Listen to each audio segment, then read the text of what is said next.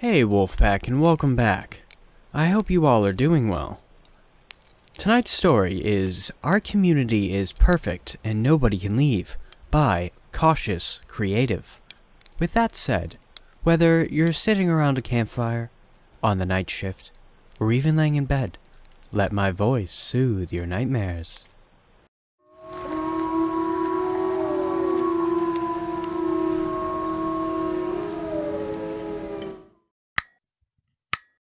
I live in a perfectly happy, if somewhat boring, suburban lifestyle.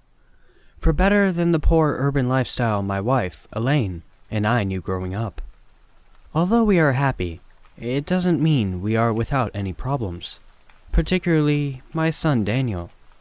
Daniel has always been a handful. My wife and I adored him, don't get me wrong, but he always just needed a little more than my daughter Mariah. Elaine and I feel mostly responsible for the way Daniel was. He's our oldest, and we had absolutely no clue what we were doing as two young parents.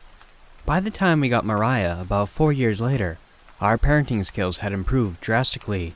Plus, aside from his little quirks, Danny was a really good boy. Elaine had always been so happy to homeschool the kids, and they seemed equally happy in return. However, when the recession hit a few years ago, she had to return to work to help keep our community aloft. We're a tight-knit neighborhood, so if one family suffers, it hurts us all. We've always been happy to do our part to help. The downside was, this meant Danny and Mariah had to go to traditional school in our community for the first time in their lives. Quickly, we saw just how very different our two children were. Mariah blossomed immediately. She had 10 new friends by the end of her first week, and was signed up for 5 extracurriculars by the end of the second. She got nothing but glowing reviews from her teachers, and her grades reflected her efforts. Daniel sunk like a rock in water. By the end of the first month, he still had not a single friend to speak of, and had made no effort to change his situation. His teachers had barely even heard of him, much less heard a peep from him in class. His grades reflected his lack of effort. Some parents in the neighborhood weren't too worried about grades. "There's plenty of jobs that don't require traditional education," they would say. I'm a doctor, and my wife manages the community bank.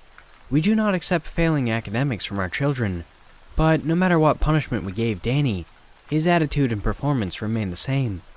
Ultimately, we made him go to tutoring, and resigned ourselves to the fact that we'd done all we could. By his senior year, we were just relieved he was still attending classes.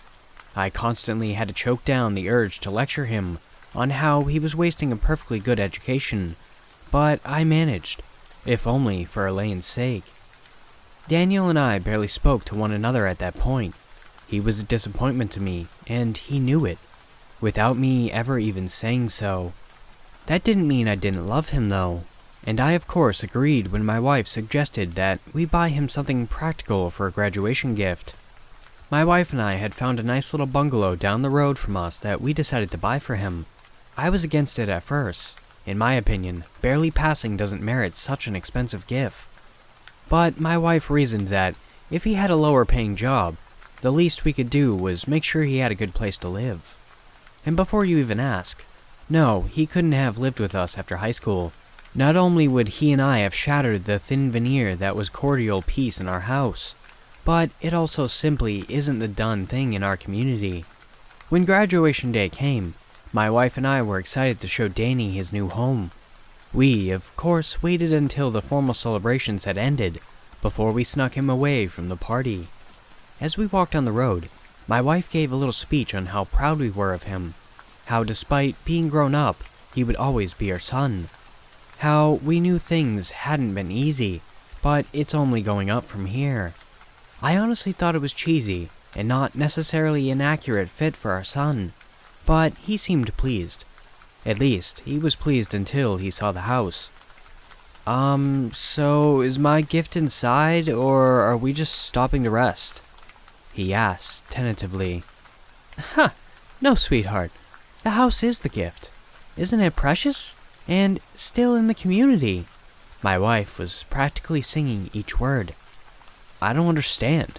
I thought I could leave once I was an adult, that I could go back to the rest of the world.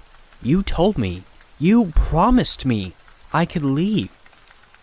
But don't you like being our son? We love you so much, Danny.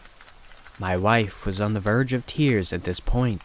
How dare Daniel be so ungrateful for such a thoughtful gift from his mother? Okay, look, it's not that I don't like being your kid. It's been fine, really. Much better than I had expected. But I miss my family. I want to go home. You promised I could go home. I shot my wife a stern look. Daniel was many things, but he was not a liar. If he was saying my wife promised him he could leave the community, then she most certainly did. Foolish. No wonder he had never properly assimilated to the culture. He was always expecting to leave someday. I knew what had to have been done. Please, let me be clear. I find no pleasure in the removal policies of the community, but they are strict and they are fair, and those who do not remove a non-compliant are subject to removal themselves. Moving as deftly as possible, I threw my arm around my son's neck, and I snapped his head to an unnatural angle. My wife sobbed as his limp body hit the ground. I allowed her to go home before I had to carve the red R on his forehead, signifying that Daniel had been removed from the community. Our community is a safe and happy place, much better for children than the rest of the world. Mariah was understanding. Our community is safe and a happy place, much better for our children than the rest of the world. Mariah was understanding about her brother's removal, but largely unsurprised. He was never grateful for the community saving us from our outside families. I do hope they find us a new male child to have soon. I knew right then that my little girl would be a fantastic big sister when the community leaders found a new boy for us. And soon enough, they did. His outside name was Evan, but my wife and I renamed him Jacob. He was scared the first few nights, crying for his outside mother, but he seems to be progressing quickly. I'm sure he will someday be perfectly happy in the community.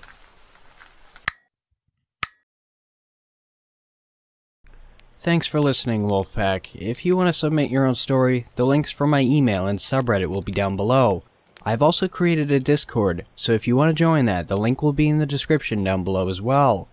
Don't forget to like, share, and subscribe. And with that said, have beautiful nightmares, and I will see you next time.